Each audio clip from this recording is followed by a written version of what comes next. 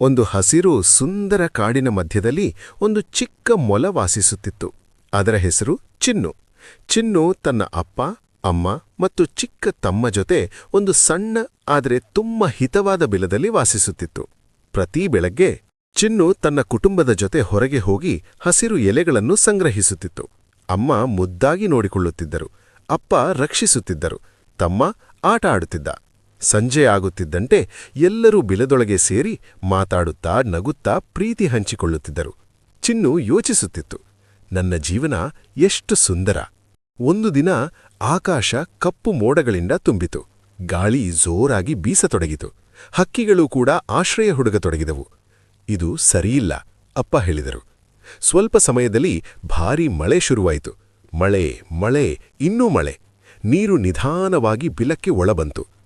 ಅಮ್ಮ, ಭಯವಾಗ್ತಿದೆ, ಚಿನ್ನು ಹೇಳಿತು.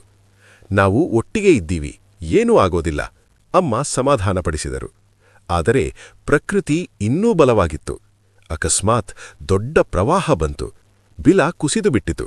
ನೀರು ಜೋರಾಗಿ ಹರಿಯುತ್ತಾ ಎಲ್ಲರನ್ನೂ ಬೇರೆ ಬೇರೆ ದಿಕ್ಕಿಗೆ ಎಳೆದುಕೊಂಡು ಹೋಯಿತು.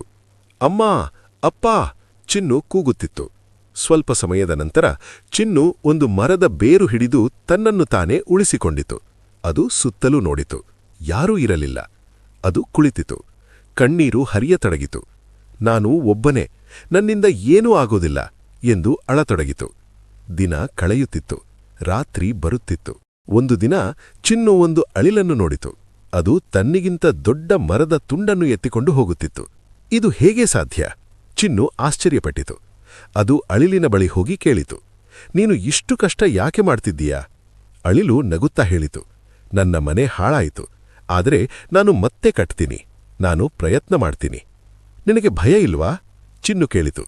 ಭಯ ಇದ್ದರೂ ನಾನು ನಿಲ್ಲೋದಿಲ್ಲ, ಅಳಿಲು ಉತ್ತರಿಸಿತು. ಈ ಮಾತುಗಳು ಚಿನ್ನಿನ ಮನಸ್ಸನ್ನು ಬದಲಾಯಿಸಿತು. ಚಿನ್ನು ತನ್ನ ಕಣ್ಣೀರನ್ನು ಒರೆಸಿ ನಿಂತಿತು.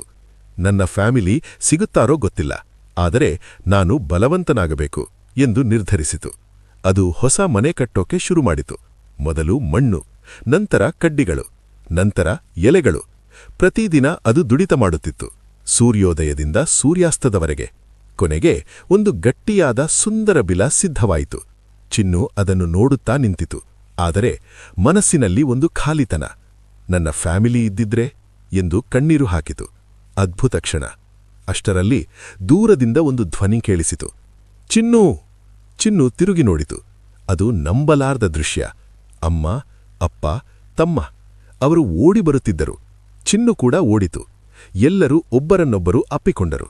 ನಾವು ನಿನ್ನನ್ನು ಹುಡುಕುತ್ತಿದ್ದೇವೆ, ಅಪ್ಪ ಹೇಳಿದರು. ನಾನು ನಿಮಗಾಗಿ ಮನೆ ಕಟ್ಟಿದ್ದೀನಿ, ಚಿನ್ನು ಅತ್ತಿತು. ಅಮ್ಮ ಕಣ್ಣೀರು ಹಾಕುತ್ತಾ ನಗುತ್ತಿದ್ದರು. ಅವರು ಎಲ್ಲರೂ ಹೊಸ ಮನೆ ಒಳಗೆ ಹೋದರು. ಮತ್ತೆ ನಗು, ಮತ್ತೆ ಪ್ರೀತಿ, ಮತ್ತೆ ಜೀವನ. ಅಳಿಲು ದೂರದಿಂದ ನೋಡುತ್ತಾ ನಗುತ್ತಿತ್ತು. ಚಿನ್ನು ಮನಸ್ಸಿನಲ್ಲಿ ಹೇಳಿತು, ನಾನು ಒಬ್ಬನೇ ಅಲ್ಲ, ನಾನು ಬಲವಂತನೂ ಹೌದು. ಕಷ್ಟ ಬಂದಾಗ ಕುಳಿತು ಅಳಬೇಡ, ಏಳಿ ಪ್ರಯತ್ನ ಮಾಡು.